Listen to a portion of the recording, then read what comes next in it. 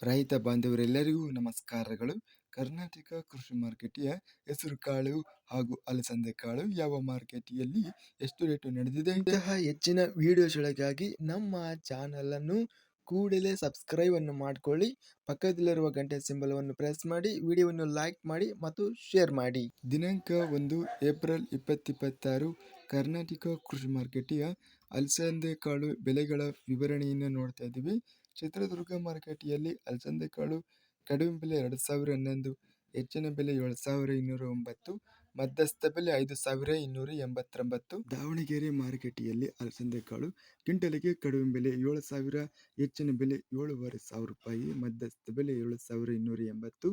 ಬೆಂಗಳೂರು ಮಾರುಕಟ್ಟೆಯಲ್ಲಿ ಕ್ವಿಂಟಲಿಗೆ ಕಡಿಮೆ ಬೆಲೆ 7200 ರೂಪಾಯಿ, ಹೆಚ್ಚಿನ ಬೆಲೆ 8200, ಮಧ್ಯಸ್ಥ ಬೆಲೆ 7700.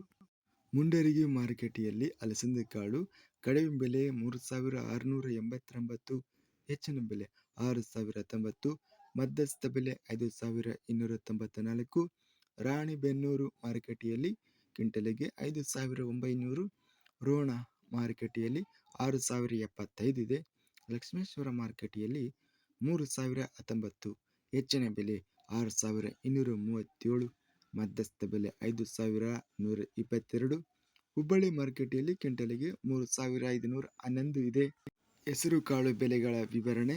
ಕಲಬುರಗಿ ಮಾರುಕಟ್ಟೆಯಲ್ಲಿ ಕ್ವಿಂಟಲಿಗೆ ಹೆಸರು ಕಾಳು ಕಡಿಮೆ ಬೆಲೆ 3150, ಹೆಚ್ಚಿನ ಬೆಲೆ 5900, ಮಧ್ಯಸ್ಥ ಬೆಲೆ 4700. ಗದಗ ಮಾರುಕಟ್ಟೆಯಲ್ಲಿ 1080 ಚೀಲ ಟೆಂಡರ್ ಆಗಿದೆ, ಹೆಚ್ಚಿನ ಬೆಲೆ 8659, ಮಧ್ಯಸ್ಥ ಬೆಲೆ 4461. ಬೆಂಗಳೂರು ಮಾರುಕಟ್ಟೆಯಲ್ಲಿ ಹೆಸರು ಕಾಳು ಕಡಿಮೆ ಬೆಲೆ 9500, ಹೆಚ್ಚಿನ ಬೆಲೆ 12000, ಮಧ್ಯಸ್ಥ ಬೆಲೆ 10750.